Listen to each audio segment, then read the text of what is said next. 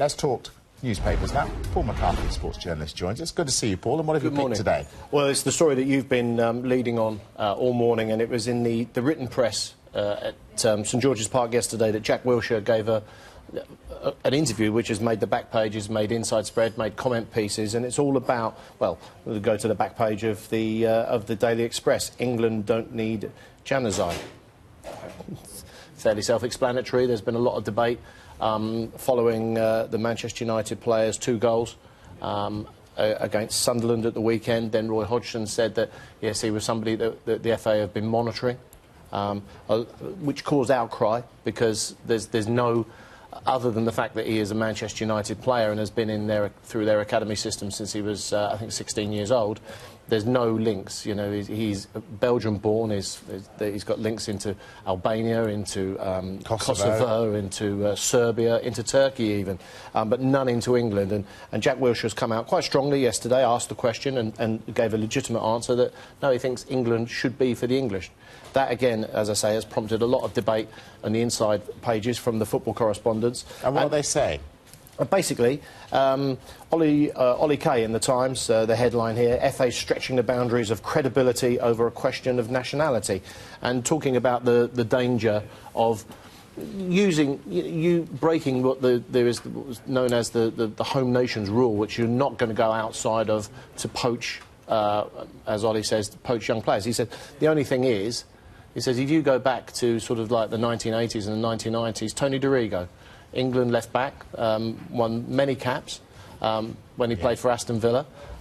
Italian father, Australian mother, no English links whatsoever, other than the fact that he served at his time and became a British citizen during his time at Aston Villa. So Ollie says, from his perspective, Januzaj would be a stretch too far. Paul Hayward, however, takes the opposite view. In the Daily Telegraph this morning, his column, Farah shows Jack the world has changed, and Paul uses the instances of other sports, cricket, the BOA, with the likes of Mo Farah, you know, as we know, Somalian-born, and it doesn't make reference to, but alludes to the fact that Jack Wilshere said, well, we know how England play, we know how Spain play. Well, Spain at the moment are trying to entice Diego Costa, who is the leading goalscorer in La Liga, to play for them, and he has absolutely no links whatsoever. He is Brazilian-born, of Brazilian parentage. He just happens to play in Spain. And you look back, and Paul talks about Deco playing for Portugal. Again, Brazilian. No Portuguese links whatsoever, other than the fact that he spoke the language. So there are a lot of anomalies throughout this, and it's one that's going to run and run. I think the fact is that Januzaj has been thrown into the spotlight because of his 2 goals at the weekend, and the fact that Roy Hodgson made comment about him. But there is a policy now within the FA to explore, now not to say to try and entice everybody, but to explore the boundaries. You know, they missed out on Lewis Holtby, they've missed out on Victor Moses and people like that. And the argument is, well, other countries are doing it, why shouldn't we? So, you know, you can take a view on that, but that is the stance of the FA.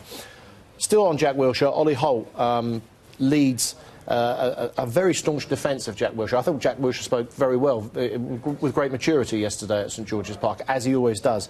And Ollie, in his column in the Mirror, says at the headline, instead of fuming about Jack Wilshere with the cigarette last Friday, we should see him as our leading light. And he talks about a player who is still young, who is still growing into the role of a leader on the pitch.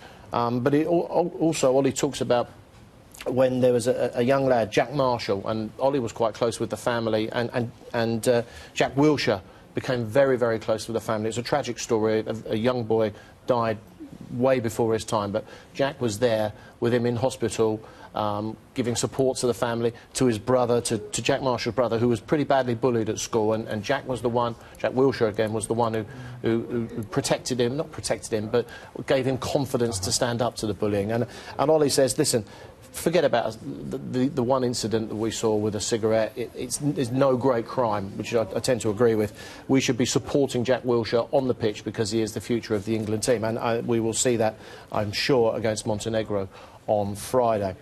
Away from the international scene, Gus Poyet announced at the Stadium of Light yesterday as the replacement for Paolo Di Canio, and actually struck a very, very good tone in his press conference. Didn't get drawn into any comparisons with Di Canio here in the Sun. Don't compare with. Easy enough for me to say it. Don't compare me with Paolo. I'll show the love. And whoever replaced Di Canio was going to come under immediate scrutiny, and I thought Gus Poyet handled it very well. His newspaper interviews are very much sort of downplaying the fact that it's all about, you know, passionate Latin temperament. It's all about the planning. It's all about getting the players back on side. You know, Sunderland are in a very, very precarious position at the foot of the Barclays Premier League, and it's all about getting them together. While the players may have felt isolated from the previous manager, Poyet is all about putting an arm around their shoulder and getting them back, because that's what needs to happen for Sunderland to have any chance of getting out of trouble this season.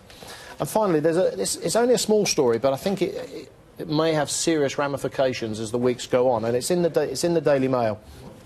And the headline is, Malky's sidekick axed by Cardiff. And this is Vincent Tam, the owner of Cardiff City. No stranger to controversy. We know he's changed the badge. We know he's changed the colours that they play in, because in Malaysia, where he's from, red is lucky.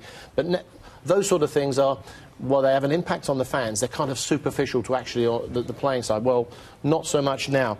What's happened is that he's sacked the right-hand man, the sort of talent scout that Malky Mackay has used throughout his managerial career. That's Ian Moody, and has replaced him with, I'll have to read this, Alisher Absalaminov.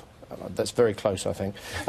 Who was a Kazakhstani, 23-year-old, no known pedigree in football, but happens to be a good friend of the owner's son. As I say, there's only a small story in the Mail, and I haven't seen it picked up too many other places. But when the owner, who is actually in conflict with the players at the moment, the players don't want him in the dressing room because of a row over bonuses. When he starts undermining the manager in the dressing room and on the pitch, it's vastly different and far more serious than just changing the colour of a shirt. Absolutely. I have a feeling that's going to get bigger. Yeah, absolutely. Yeah. Yeah. Thanks, Paul. Good to see you.